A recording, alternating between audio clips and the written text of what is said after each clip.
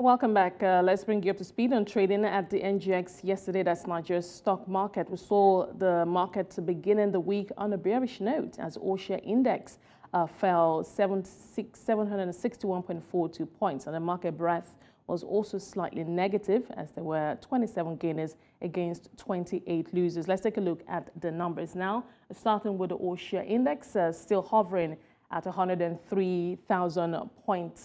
All-Share Index, that's the difference yesterday. We saw that falling just under 1%, down 0.73%. Let's move over to the market capitalization. Let's see how that was also impacted. Also down by the same percentage point, 0.73%, but still standing strong at over 56.7 trillion now. Let's take a look at some of the market's top losers for the day. Let's see those counters that brought the market into negative territory. Ajayi taking the top spot there, down just under 10%. So we have a mixed bag here. Livestock feeds down 9.6%. We have Fidelity Bank, one of the tier 2 banks that continuously remains on investors' radar, but we're seeing some profit taken there from Fidelity Bank, down 9.37%. Jai's Bank, also from the banking sector, down 7.93%. MTN Nigeria, that's an interesting one, down 5.52%. So some profit taken there, but also stock that also one of the favorite stocks of investors at the market. Let's move over to the top gainers for this session yesterday. May and Baker from the pharmaceutical sector taking the top spot there, closing at 6.93 Naira per share. We have Cornerstone, so also another mixed bag for top gainers for the session. Cadbury from the consumer goods sector up 10%. Dowcom, well, we have seen the stock taking a beating since the year began, but it looks like investors are taking position again in this stock. At this time, it's up 10%, but still trading at under 1 Naira per share. Mayor down, or rather up 10% at 4.73 Naira per share. Let's take a look at the sectoral performance to give you a broader picture of how the market performed yesterday for the key indicators that we track here on the show. Banking index down. So, of course, from that profit taking we saw in the likes of Fidelity Bank, that brought the banking index down. And, of course, profit taking from some other banking counters.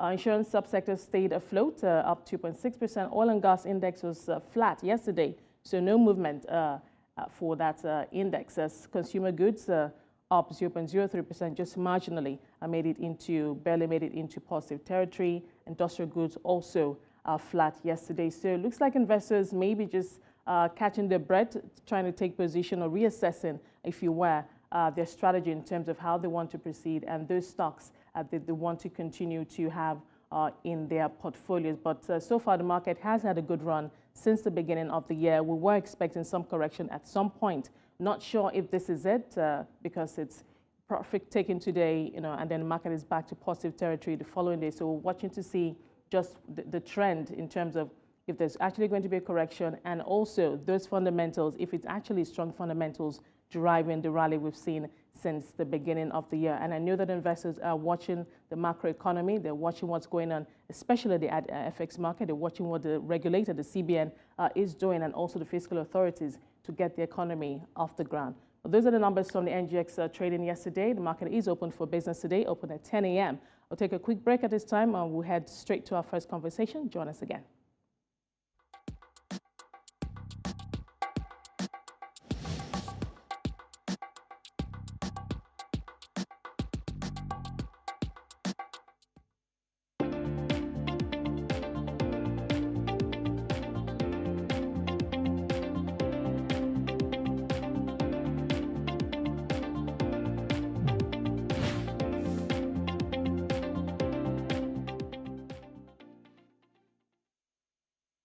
Welcome back. Nigeria's House of Representatives will today begin the second edition of its Sectoral Debates and Dialogues as part of its periodic Policy Brief Series. Now, this edition of Dialogue will focus on the financial sector and is expected to feature key stakeholders in the sector, such as the Governor of the Central Bank of Nigeria, Yemi Cardoso, Minister of Finance, Wale Edun, and the Minister of Budget and Planning, Atiku Bagudu. Meanwhile, the Naira strengthened marginally at the official market on Monday as markets mulled over recent efforts by the central bank to stabilize the currency. Well, joining us to unpack some of these stories is Ajayi. He's the head of fixed income and FX at Chapel Hill, Denham. Dipo, thank you so much for taking the time out to join us today. Let's get right to it. We're expecting the House of Representatives as part of its debates where it goes from sector to sector and calls the stakeholders in those sectors to for debates and just perhaps some kind of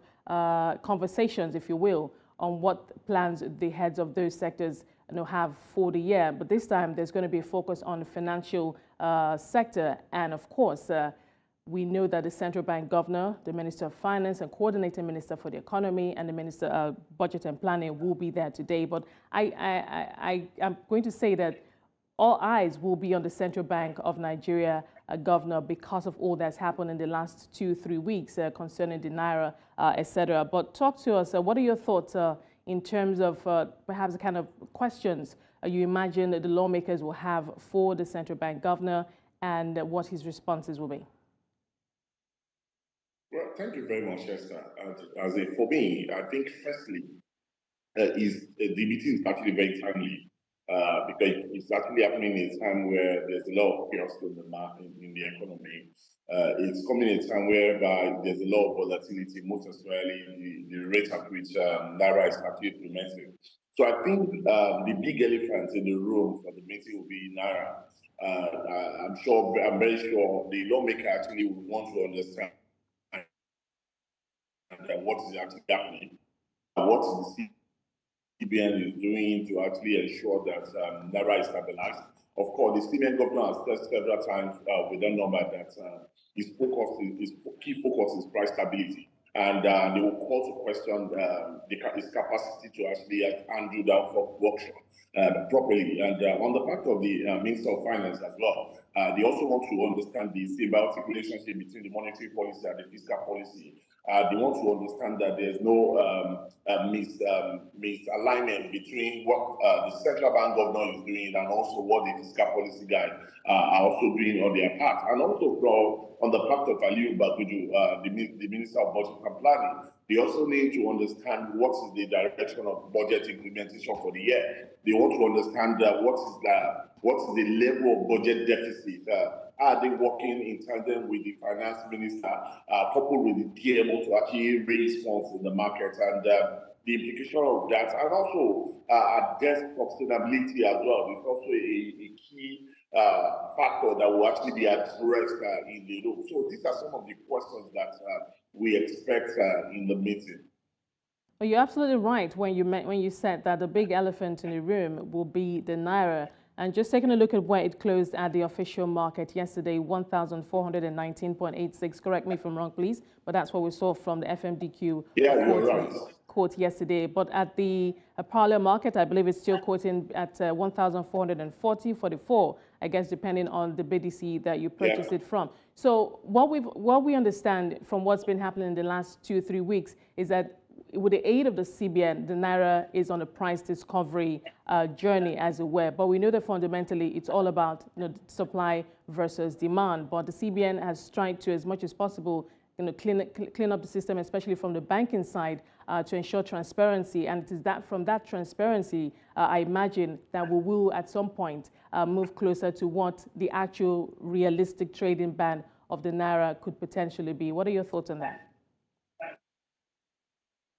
Yeah, I think the central bank actually took that decision very late because if you remember, sometimes last year when the banks actually published their 6-month financial, the central bank released a circular around forbidding banks from distributing their exchange gain as dividend to their shareholders. And I think it was a wrong circular that the central bank actually shone out at that particular point in time. What the central bank should have done is that they should have released the circular around NOP rather than actually forbidding them from actually sharing the exchange gain. Because it simply means that banks are sitting on excess FX liquidity, and that's one of the reasons why they were actually booking FX gain aggressively. If you look at the five tier one bank in totality, they book about 2.7 trillion in terms of exchange gain in their 9-month financial, and so I feel that the central bank left it a bit Whenever you wake up with your money, and I'm actually excited that the central bank has opened up the responsibility and also to actually ensure that they have complete oversight over the market. And based on that decision, we have seen improved liquidity in the market.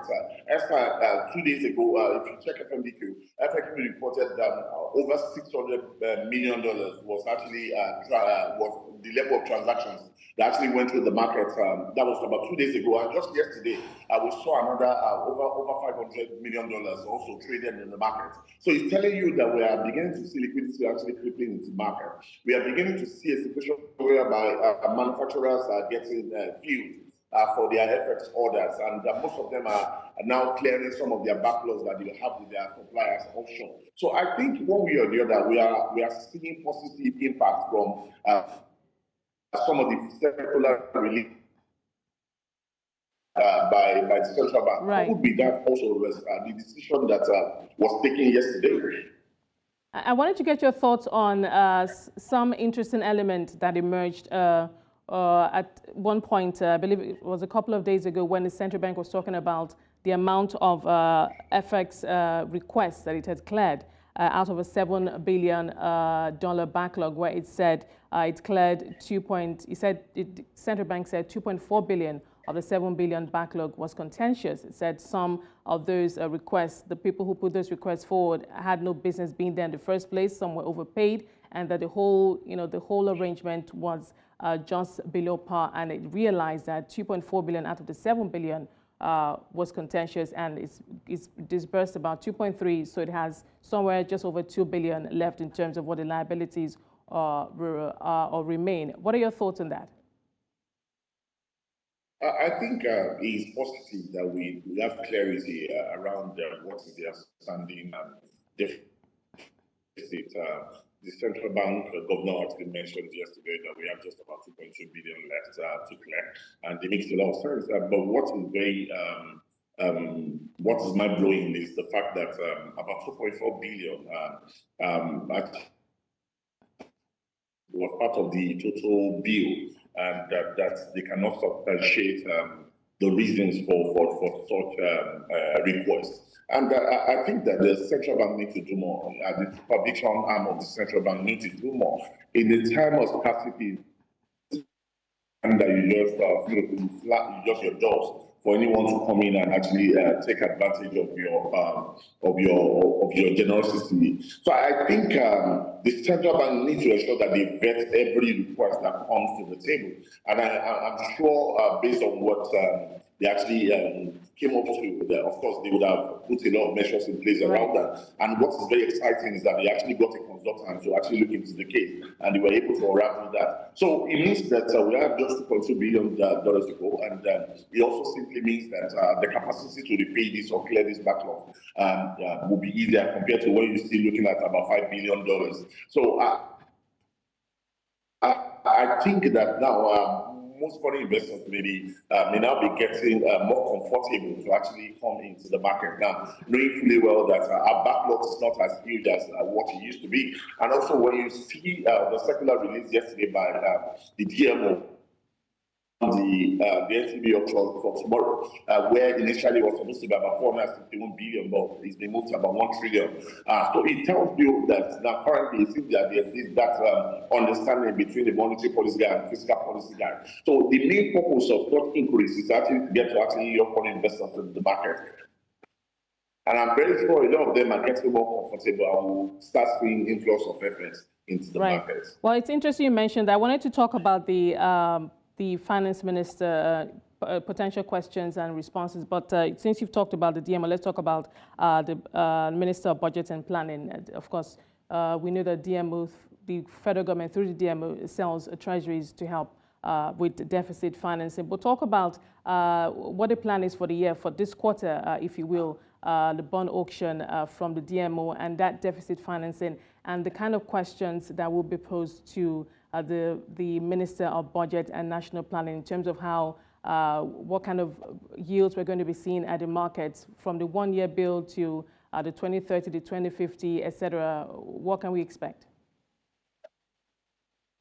Esther, if you go by the statement by the Minister of Finance in Davos when he was asked about the interest rate direction, and he actually expressly stated that he expects the first half of the year the interest rate will actually go up, and that's exactly what we are currently seeing in the markets now. So simply means that part of the question that will be thrown at the Minister of Budget and Planning will include our debt sustainability. And now that interest rate is going up, and the focus of the budget is to ensure that our cost of servicing debt to revenue is capped around 45%. Would we still be able to achieve this, considering that rates are currently going up? If you look at what is happening, the yield are currently around 18%.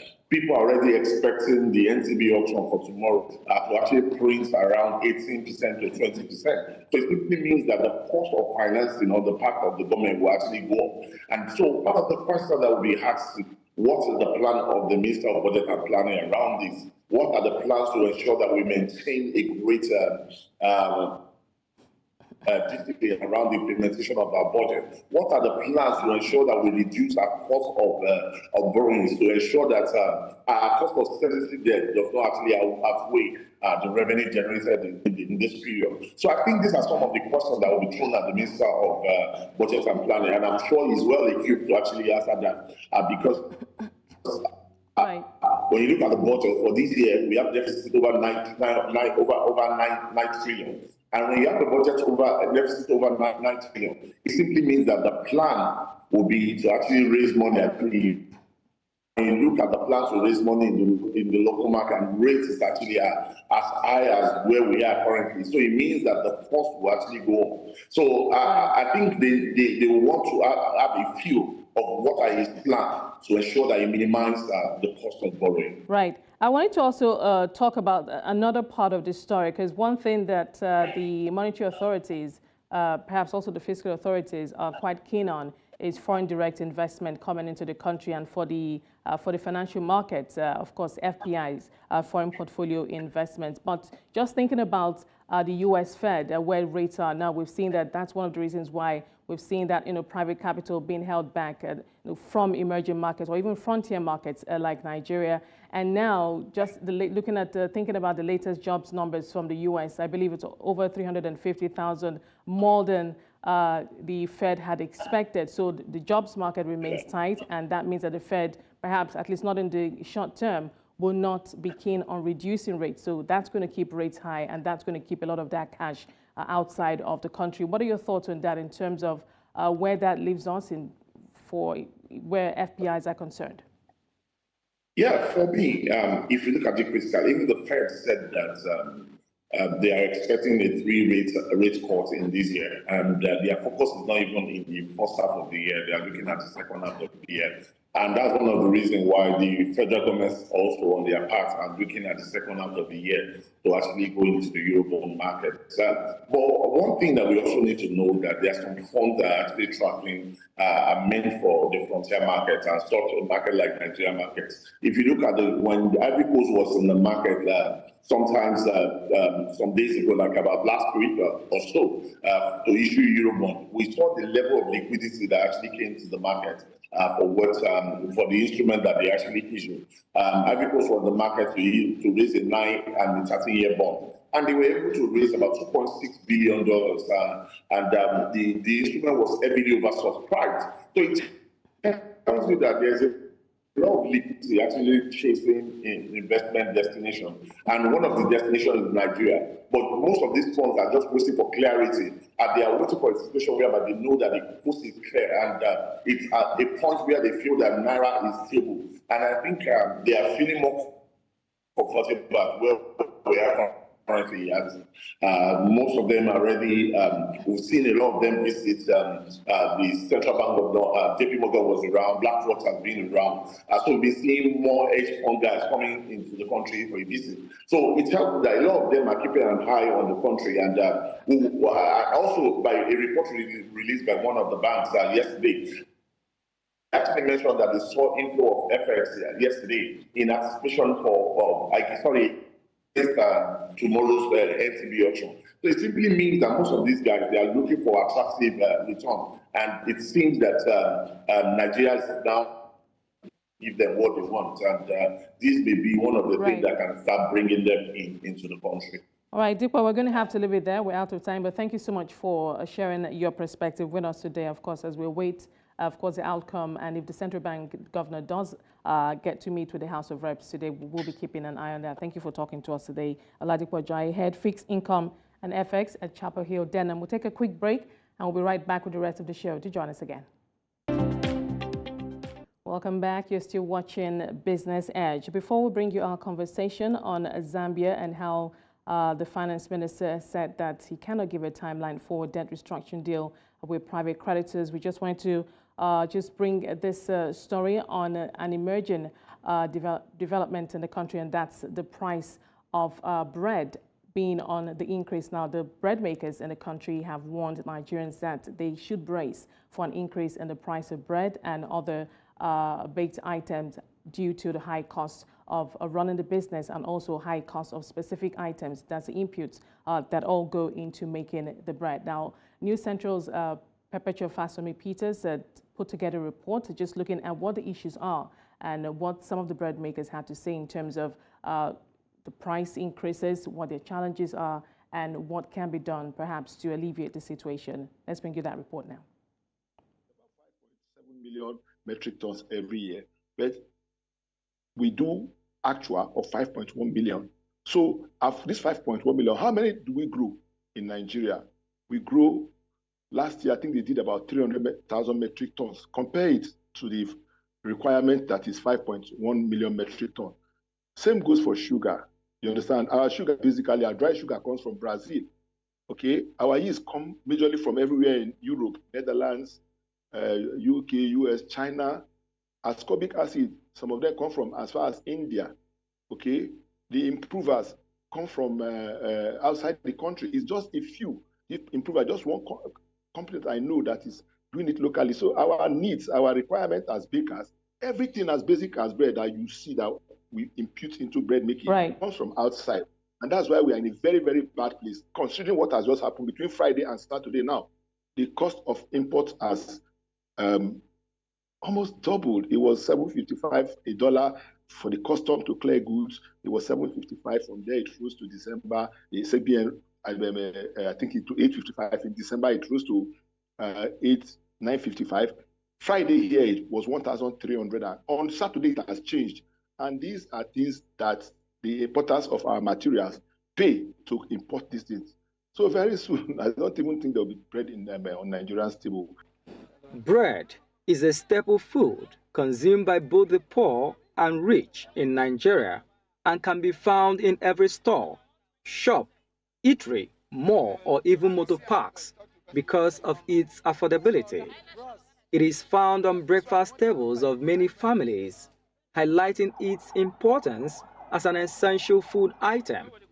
Made with flour, sugar, egg, yeast, and other items regarded as essentials, the rising cost of these items is now affecting the overall price of bread. I'll show them this one, 1,500 from Naira. 1,500 Naira. This one, come. The bread sellers here have expressed displeasure over the rising cost of bread in the market. Some of them have attributed the increment to the rising cost of buying flour, sugar, and milk. Some of them say before now they used to buy up to 20 baskets in a day, but because of the increment and the low turnout of customers, they now end up selling just 2 or 3 baskets. They tell us, say, sugar, now 70,000. A bag of flour, 80,000. So now waiting that they complain, say, it costs when you make bread, it can't cost. So amount of bread where we supposed to buy before, we no fit buy them again. And customer, when they follow, they buy, they complain.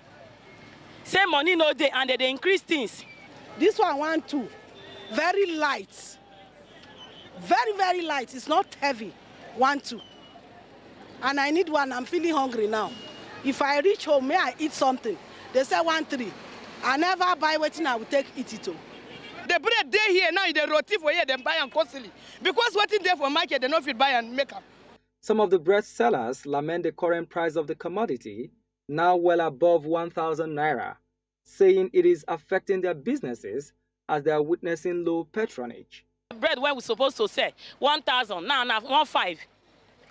When they not get the money, how they go take buyer? No way.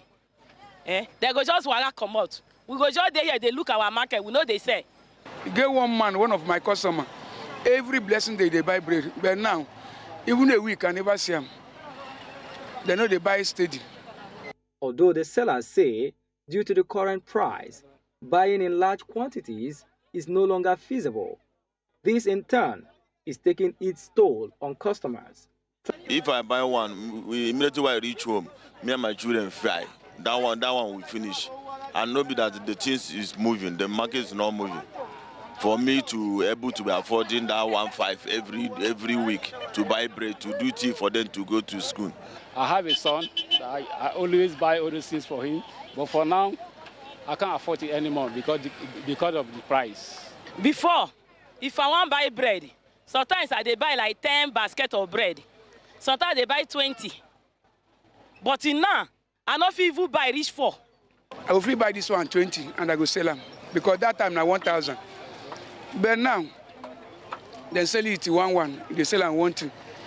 With inflation biting hard on many households in Nigeria, the perishable nature of bread is not helping matters. Sellers say they are making losses because of poor sales, a situation grossly affecting their businesses. In Abuja for News Central, Marvelous Oboman.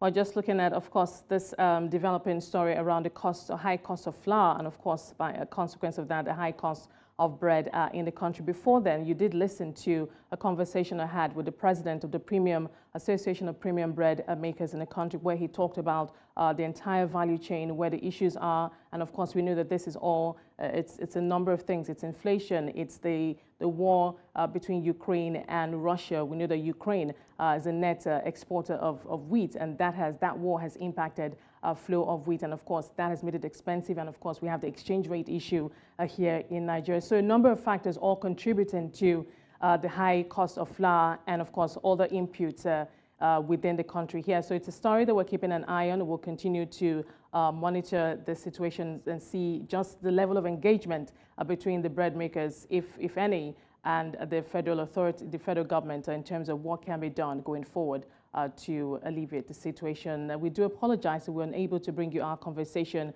regarding or on Zambia's debt restructuring deal with its private creditors, including China. But the IMF has asked both sides, that's the private creditors and the Zambian authorities, to reach some kind of compromise to bring this deal to fruition, as it were. But that's our show for today. Many thanks for being a part of it. We'll bring you that conversation in our next show, hopefully. In the meantime, thank you so much for being a part of it. From the team and I, it's bye for now.